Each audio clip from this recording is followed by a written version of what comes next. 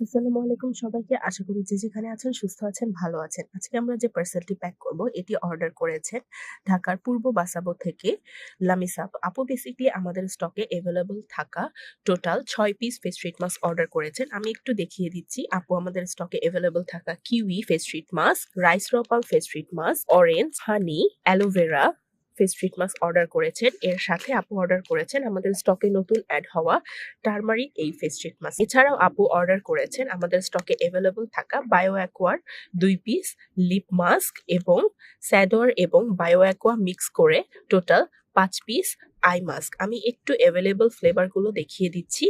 আশা করি আপনারা বুঝতে পারবেন কি কি পার্সেল অর্ডার করেছেন।